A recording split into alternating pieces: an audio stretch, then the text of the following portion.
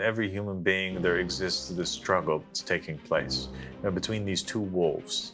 They live in every human, a good wolf and a bad wolf. One wolf is kind and generous and compassionate and good. The other wolf is evil and vicious and envious and has all of the bad traits. The grandson looks at the grandfather and he asks him, okay, grandfather, well, which one of these two wolves wins in the end? And then the grandfather kind of smiles and looks at his grandson and says, whichever wolf you feed.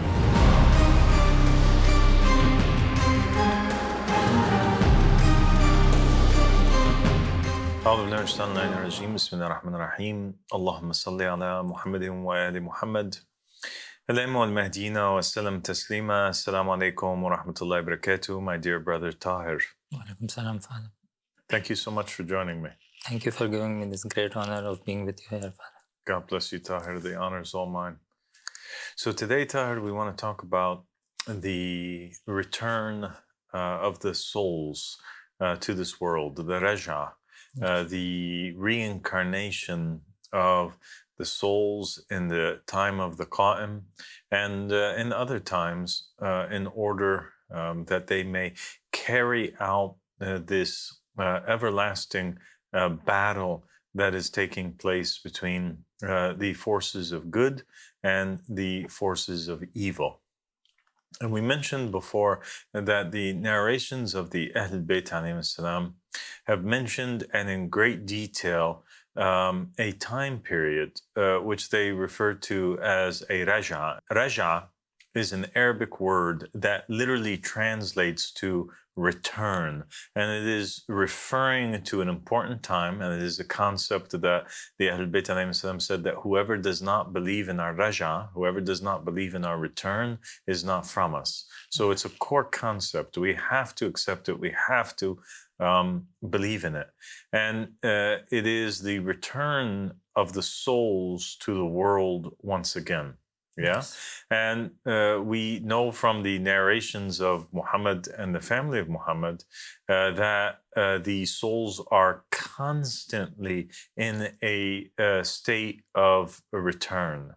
And there's verses in the Quran that indicate this, that indicate that there were souls that were living in the time of the Prophet Muhammad, who were living also in the time of Yusuf, the Prophet, Joseph.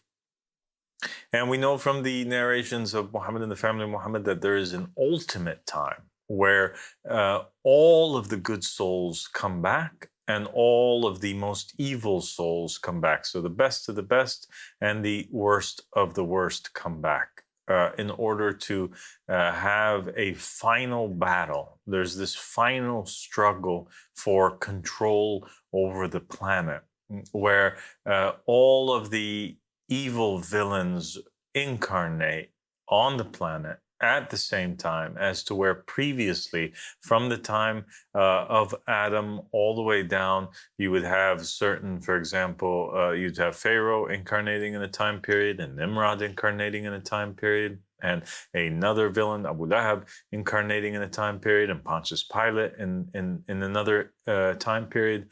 And you have the same thing with the prophets and the messengers, Ezekiel coming at a time, Krishna coming at a time, Buddha coming at a time, Muhammad coming at a time. Well, in the return of returns, which I like to call it, this time period where the Qaim comes back and he has 144,000 with him that are referenced in the book of Revelation, and the return of Jesus Christ. We have the return of all of the best souls simultaneously at the same time, and they're in different parts of the planet, and they're all imbued with these souls of these holy people, and they are working to establish a divine just state and basically conquer or push back the forces of evil or darkness. And the same thing is happening at that time, where Iblis also gathers up all of his soldiers, the worst of tyrants and evil ones, hypocrites and disbelievers, and they all come back at the same time. And that's a very significant event, because then you have in this time, in this day and age, the age of the Qaim, we have all of the prophets and the messengers have come back. And we have also all of the evil ones have come back as well. Pharaoh, Nimrod, Pontius Pilate, Judas Iscariot, Yazid, Muawiyah, Abu Lahab, Abu Sufyan, Abu Jahl, all of these characters have come back.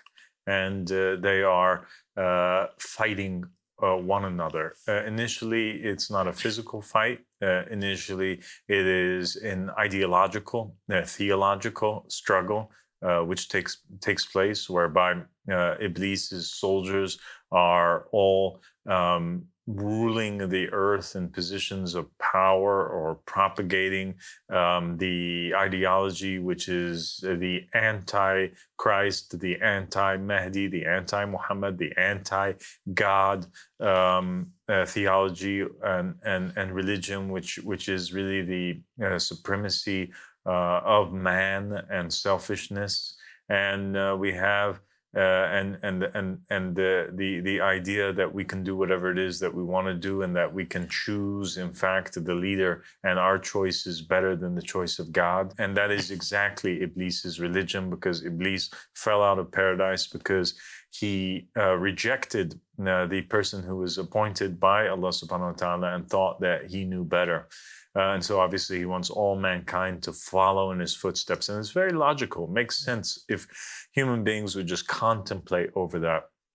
Iblis fell. He wants all other people to fall. He fell because he rejected the person who was appointed by God, and that means he rejects the supremacy of God. And so he would want all other people to fall too in the same way, by rejecting as well, to show that human beings are no better, that they too reject the Adam of their time and reject the supremacy of God.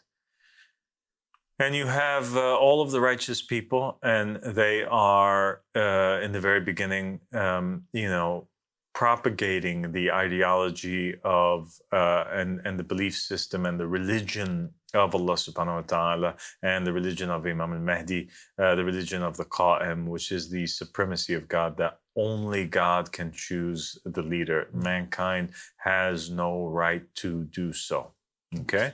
So now we know that on the planet, in this time, it's going to be filled with the worst of the worst and the best of the best. And this is actually a time period that will never be repeated again in history. So from the time of Adam up until now, you had prophets that had returned in other prophets' time periods. So you had the return of Elijah in the time period of Jesus as John the Baptist. You had the return of Jonah in the time period of Imam Al-Sadiq in the persona of one of his companions, or the return of Gabriel in the form of Abil Khattab in the time period of Imam Al-Sadiq alayhi salam. You had that going on, but you did not have that they incarnated into human bodies, all of them together, all prophets and messengers at the same time, except for in this day and age, because this is the ultimate battle. This is the time period where God promises that Iblis will be killed.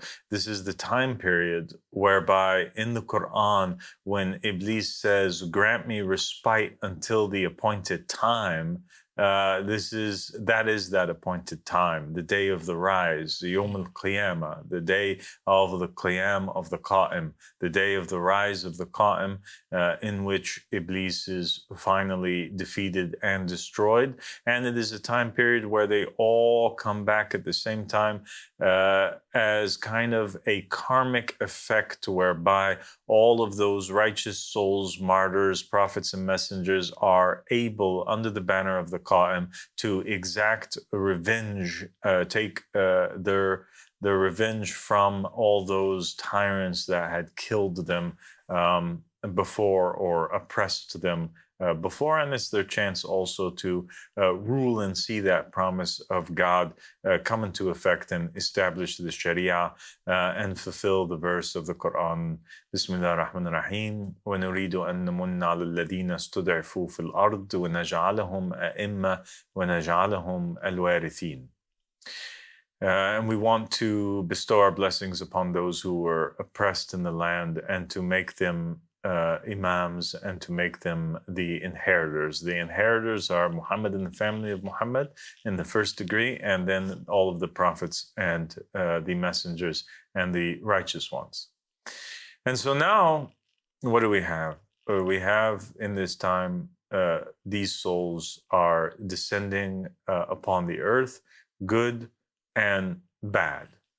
Not all of the people of the planet would be filled with the souls of these returned individuals, because we have on the planet now billions upon billions of human beings, and we have not as many righteous saints and good people throughout history, nor do we have as many extremely evil, tyrannical people that will qualify to descend in this time. And so there is this mechanism whereby the souls that are good and that are bad come back into this world. All souls that have passed away and have a chance to return to the dunya, Tahir, they get a choice of vessels to enter into. Everybody that enters here, they choose the body that they come into. They choose that body, and they know that body, and that body is the a part of this family, and they know all the details about it before they come into it. And they don't get to choose freely out of all of the bodies on the earth, but rather they're given a certain range of choices to choose from based on their karmic, let's say, points that they had gotten, or their karma from their previous incarnation limits them to a certain set of choices, and the soul will always choose the best one for it out of those choices. And when I say the best one for it, I mean the one that is closest to it, the one that has a self or a nefs that is most compatible with its soul for the purpose of it carrying out the mission which it wants to accomplish when it is incarnating in that particular incarnation. Does that make sense? Yeah. Okay. So you would have, for example, if you had an evil entity or an evil soul, and that evil soul wanted, to further clarify for our viewers, if that evil soul wanted to come down and, for example, fornicate, so it lusts after fornication, and it was involved in that in previous incarnations, and it wishes to experience that again, for sure, it's not going to choose to incarnate into the body of a nun or in the body of somebody who is abstinent or has a good nature or a chaste nature, but rather they would choose a body that has been born, that has the potential to be involved because of its life plot and story in in that type of activity. Yeah. So we have then, and it's very important for our viewers to understand the complexities regarding the body and the self and the soul and the differences between them. You see, our bodies here, ourselves, our eyes, when we say me, what is it that we are referring to? When a person says me or I, he's usually describing the collective union of three parts, and that is the body of the human being, and the body, it lives for a while, it's born and it ends up dying and going into the ground. And so that can't be the true identity of our own selves, right? And then you have the self of the human being, and the self of the human being, when we say self, the nafs, the ana, the ego, the I. What human beings are actually referring to is this false identity, this fake identity that is created.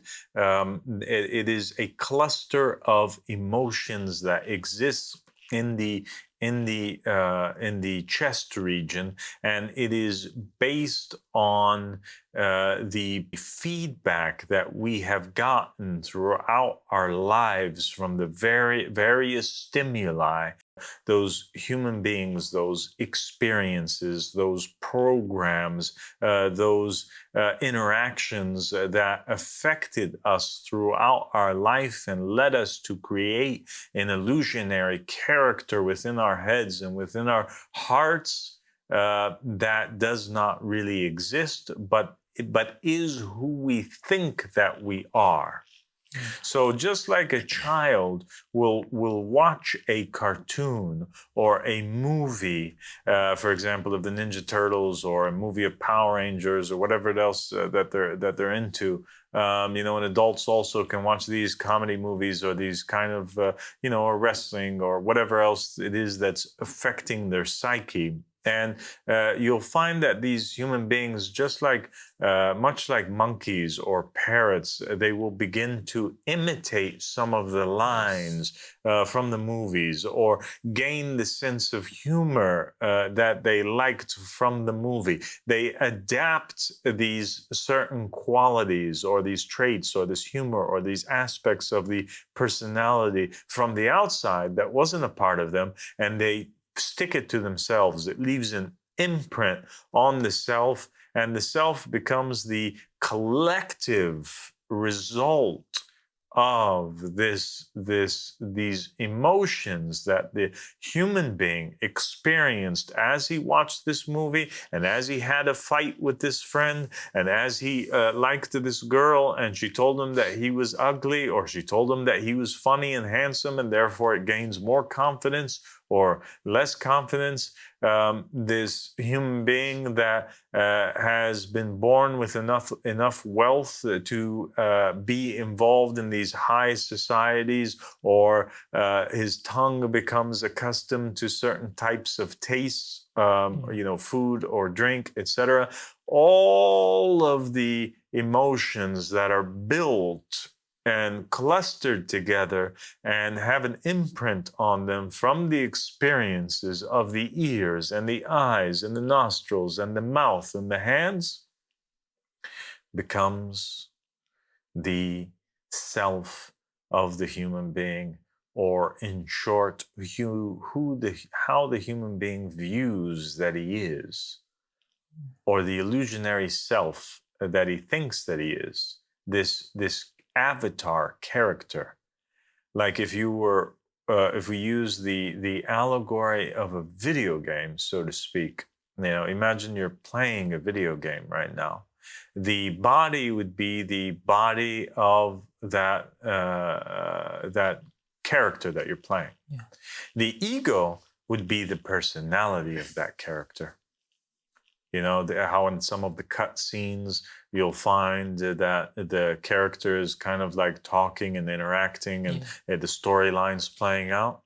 The self is that personality that is speaking and acting and all of that. And then there's so we're made of the body, and we're made of this cluster of emotions, which is the self, or the ana, or the I, or the ego.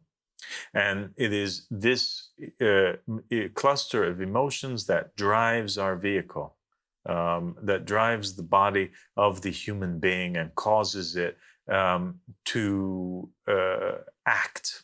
And I'll prove that to you and explain it to you so you understand. We have when those emotions, for example, when the body becomes hungry, those emotions will act because it doesn't like the feeling that it's experiencing, right? Because it's a cluster of feelings or emotions. It doesn't like that feeling of hunger, and so therefore it will motivate the body to go out and look for food, for example. And it is fed through the senses. So the ego is created through the five senses of the human being, And whether it is negative stimuli or feedback that's coming in, or positive stimuli or feedback, that is in the end what creates within us a good, decent self, or an evil, bad, nasty self. And then if we go back to the allegory of the video game, we are comprised of a third part, and that is our souls. And it is the soul that is represented by the character or yourself who's playing the video game from behind. When you speak, you're unable to be heard in the video game, right? Yes. You're just playing behind the scenes. You're trying to control the personality of the character in the video game and trying to control thereby the body of the character in the video game. The same exact thing is taking place here on the planet, whereby the souls are returning back to the earth, and they have a specific mission, and the specific mission that they have is to control fully the body, in order that they may carry out the mission or experience that they need to have here on earth. When the souls, whether good or evil, enter into a body, the resistance that it gets from being able to carry out the scenario that it wants to carry out, or the life that it needs to carry out, is the ego. It is these emotions, the self, which always comes into clash with the soul. And it is for that reason that the prophets and the messengers, the Prophet Muhammad sallallahu alaihi wasallam, Jesus, all of the righteous prophets and messengers from before, they spoke over and over again about the necessity and the need to basically like defeat the ego, or to defeat the I, and that the most important form of jihad or struggle is the struggle, or the jihad, the fight against the self. Because if a person loses in a war and gets killed, he'll end up losing his body. But if a person loses in the battle against the self, and the self manages to forbid the soul from carrying out those acts and deeds and scenarios and missions that it was sent here to do, then a person can end up losing his soul. And if you lose your soul, there's no coming back from that. And so a loss of life in a physical jihad, a battle where your body dies, is one that a person can afford, but a jihad that of the self in which you lose is not one that you can afford. So in other words, these souls are not from this world. They're coming down unto this world. They seek to possess bodies like avatars in a virtual reality game or in a video game that a person is playing, and they have the mission to totally control the body in order that they may accomplish that which they were sent to do. And so the evil souls will basically choose bodies that have already evil selves, that are engaged in evil activities, that like that their self leans towards evil already. So then when it becomes possessed by an evil soul, or that evil soul incarnates into it, they are compatible with one another, and the resistance is minimal on behalf of the evil self. And the same thing is true when we speak about the good side, that the good soul will choose inevitably out of its karmic choices, that it has the self that leans most towards goodness, and that is most submissive and humble, and that is most compatible with the personality of that soul which is coming upon it, so that it has minimal resistance and has the optimal chance of survival and being able to take over the body as a vehicle, and to be in full control. So now we know that the soul and the self are struggling with one another. The person's true identity is the soul, It's not the body, because the body dies and goes away. And these emotions, which is the self that is attached to the body, also when the body dies, these are emotions that also just dissipate and go away. They don't live on forever. It's a false identity. But it is the soul that will go on and continue in everlasting life in heaven or in hell, or incarnate in better circumstances or in worse circumstances. The personality, these emotions cannot survive after the death of the body, except for the positive self. It does survive by leaving an imprint of sorts on the soul, and this just means that the soul may be affected by that personality of that good incarnation that it had, and therefore it becomes a part of him that will live on. That soul adopts this personality and kind of takes it with it wherever that it goes. But in essence, it's just feelings. So they end up going away afterwards. And so the body, the individual, is comprised of those three components, and the self is broken down into two parts. There's a good self and a bad self. Every human being that exists, he has two sides to him, does he not? He has good things about him, and he has bad things. He has a good side and he has a bad side. He has a good self and he has a bad self. And this is what was mentioned in the Quran, in the verse where it says that fear God that created you from one self and its pair, one self and its spouse, one self and its partner. And he brought forward from you many men and women.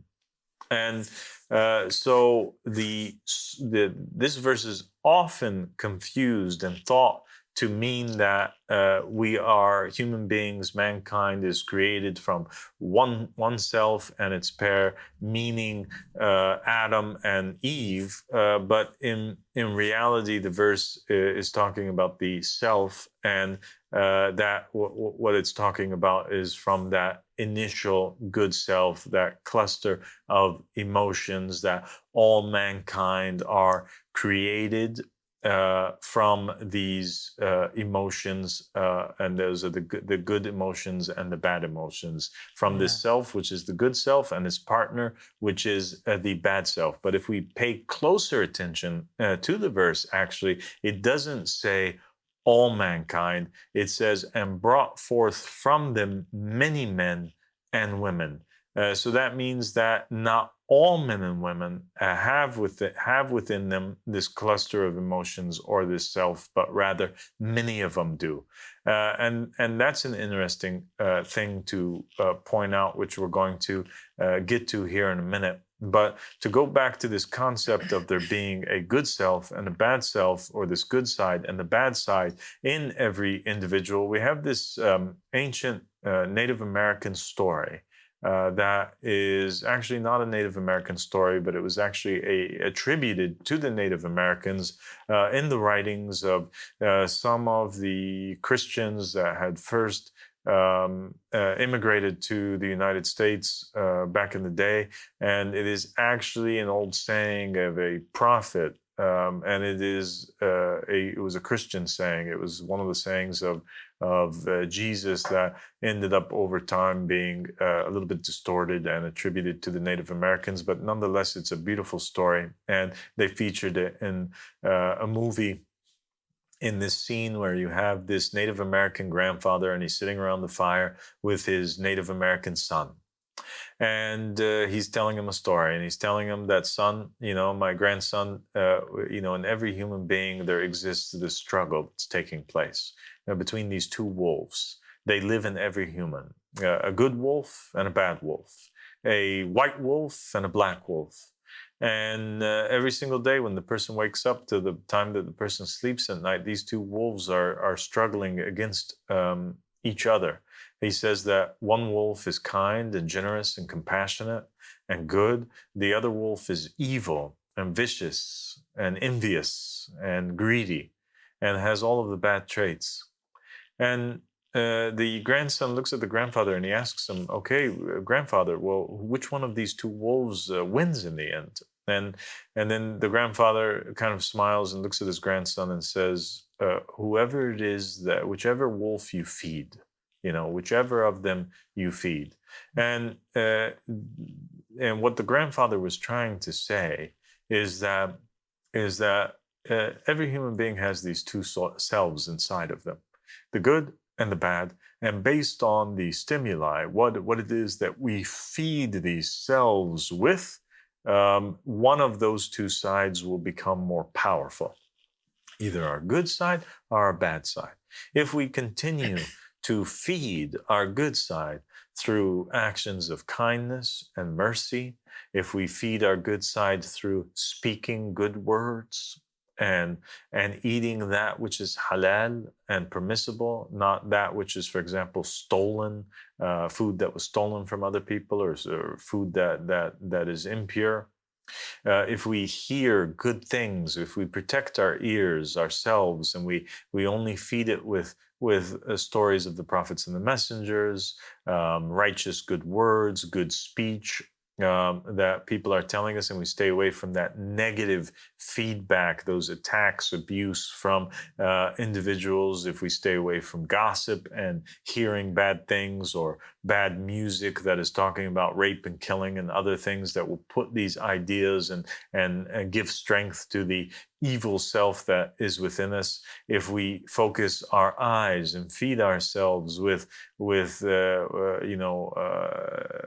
gazing upon the words of God or the Caliph of God, or righteous good scenes, instead of gazing upon that which is impermissible, like pornography or spying on individuals or whatever else it is that is of a negative nature. If we protect our senses, protect ourselves through the feeding of the self via these senses, which are windows or doors to the outside world. If we feed it with positive, then the good wolf will win at the end of the day. If we feed it with negative, then the bad wolf will win at the end of the day. So it is of the utmost importance that a person safeguards his senses. And this is what the prophets and the messengers were trying to tell us the entire time. And because if a soul, if a self, if a person has a self that is extremely good, then it qualifies that person, that avatar, that body, that it becomes host to a righteous soul. And the opposite is true. Those who are involved in evil all the time will only allow for demons to possess them and evil souls to enter upon them. And so that is exactly what takes place in the time of the Qaim. You have these individuals that are living on the planet, and you have these good souls and these bad souls that are descending, and with one of the two types of selves having been empowered. So the individuals that have the good selves empowered, good souls will descend upon them, and those are the ones that are the companions of the bodies that have an-nafs al-mutma'inna, the self which is at peace with its Lord, in it. The good self, and we have the people on the opposite end that have the bad selves, al-nafs al-ammara bis-su', or the self that commands evil, having been empowered, and those the evil souls will descend on them. And then you have individuals that don't have a self at all. And that was the meaning of the verse, which I said that I was going to come back to, when it says that God created mankind from a self and its partner, and brought forward from it many men and women, and not all men and women. That's because there are some creatures that exist on the planet. There are beings, that men and women that exist on the planet, that don't have a self at all. and they don't have a self because they have defeated that self or gained total control over it. So the self has dissolved or been defeated, like the Prophet Muhammad sallallahu alaihi wasallam, who said that he had conquered his shaitan had submitted to him. And we know that the shaitan is the self, because Imam Ali alayhi salam said that everybody is the devil of his own self. Every person is the shaitan of his own self, because the ego, the bad ego, the bad self is a shaitan. It's an illusionary one, but it is a shaitan. So those who have gained control over their selves and their souls are in full power of the vehicle, and that is the case with high souls like prophets and messengers, or that have reached high degrees of enlightenment, or dissolving into the veil of God, or in the case of angels that come down to the earth. The angels, they don't have selves; they are only souls, and so you have individuals that have good souls and good selves, and people that have bad souls and bad selves, and you have individuals that don't have any self and they just have a soul. And you also have other people that have a self that is still neither good nor bad, totally. It's just somewhere in between, and no soul has descended yet upon them.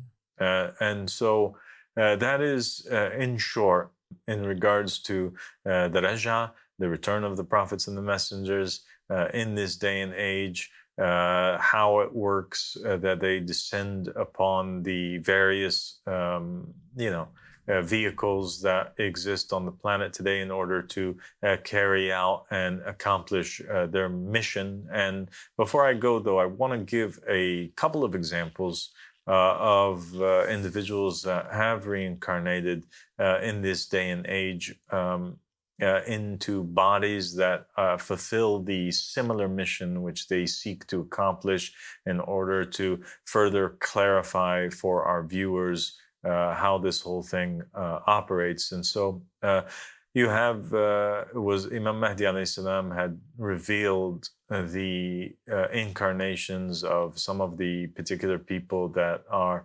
on our planet at this day and age. So you have Khusra, the Persian king who existed, tyrant at the time of the Prophet Muhammad sallallahu alaihi wasallam, who's in charge of the Persian Empire. You have him returning in the form of, in the person of Ali Khamenei, the leader of Iran. So there's that soul. He's an ancient soul. He's an evil one.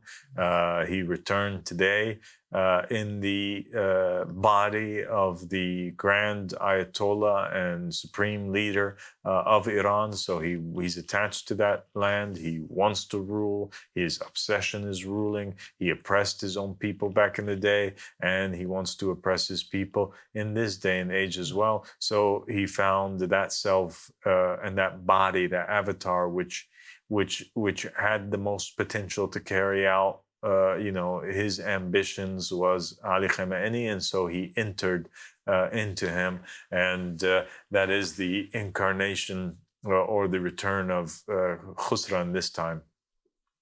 You have Vladimir Putin. Vladimir Putin is the return of Julius Caesar, and you can even see a physical resemblance between the two. We have Nimrod from the time of Abraham, who returned also to Iraq and ruled them for a very long time, and still affects their politics until this very day, and that is Nuri al-Maliki, who was the leader of Iraq after the war for a very long time. That's who the Americans ended up placing into or propping into power. You have the return of Salah ad-Din al-Ayyubi, who many of the Sunnis they love because he fought against the Crusaders, but he was actually a tyrant as well. And he returned in the form of Muhammad Morsi of Egypt during that time period. You have the return of Yazid, son of Muawiyah, in the form of King Abdullah of Saudi Arabia. You also have the return of Harun al-Rashid, one of the Abbasid caliphs who oppressed the Imams from the Ahl Bayt alayhim salam and imprisoned them, returning in the form, having returned in the form of Saddam Hussein. And we also have, for example, Hulagu Khan, who was a Mongolian tyrant that returned as Adolf Hitler to accomplish the same thing that he accomplished before. And we also have Donald Trump, who is the return of Nero. And just as Nero destroyed Rome, Donald Trump is destroying America, which is modern day Rome all over again. So we have all of those. You have on the opposite end the prophets and the messengers also returning, but not in positions of power, but positions of oppressed people alongside the Qaim. You have the Qaim having 12 true brothers in this time. For example, he has many companions. All of the prophets and the messengers, they return with him. But he has, for example, from his brothers is Joshua, son of Nun, from his 12. And you have also the prophet Imran. You also have the prophet Ilyas. And you also have the prophet Jonah. And you also have the prophet David and the prophet Solomon.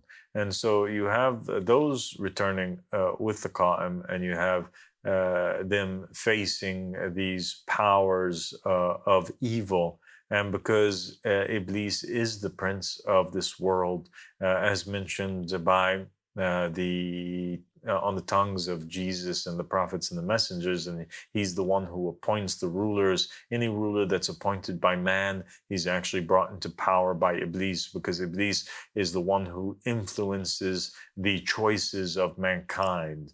And so any choice that's not God's choice of a leader would ultimately be the choice of Satan, because it's the opposite to the choice of God. And so once again, the choices of the people brought into power Nimrod, and they brought into power Yazid, and they brought into power Harun al-Rashid, and they brought into power, all of these evil individuals, Khusra, and all of these people, and Julius Caesar. And at the same time, they rejected and oppressed, and you find walking in the streets unknown to the people, the prophets David and Solomon and Lot and Joseph and Krishna and Buddha and all of the righteous returned.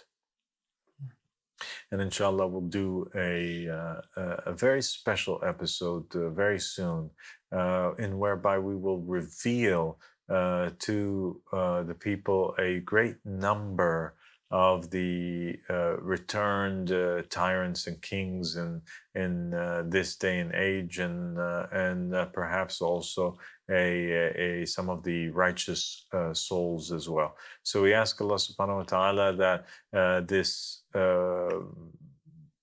conversation that we had was fruitful, and that it was easy to understand for our listeners, and that they are able to understand the differences between the components of our identities, and that they have success in utilizing this time and age that we are in to make best of their selves and their bodies prepared and submissive enough that a righteous soul from God will descend upon them, and that they be used in this day and age to give victory to God's promised chosen caliph or vicegerent.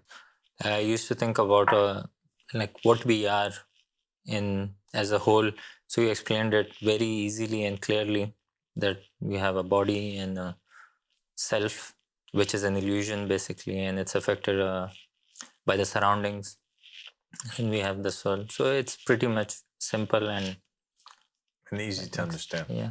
And for all those who are wondering of an example of somebody who has a good soul who's returned in this day and age, then I tell my viewers to look no further than Tahir Abbas, who has one of the purest selves and one of the purest souls in this day and age. And I say that, and I say not one word ever that is not true, because any word of praise, Ahmed Hassan says, that is said without being meant is hypocrisy, and I don't have a single bone in my body that embraces hypocrisy. And yeah, so God bless you and thank you so much, Tahir.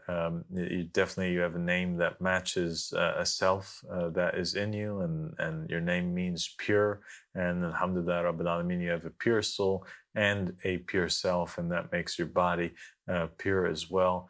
May Allah subhanahu wa ta'ala protect you and safeguard you for this da'wah, and for Imam al-Mahdi alayhi salam, and for Ahmed Hassan the Yamani, and for the Qaim of the family of Muhammad, and for all of his religion, and make you play a vital role in all of this, as you have already done so much. Thank you so much, and God bless you. I love you.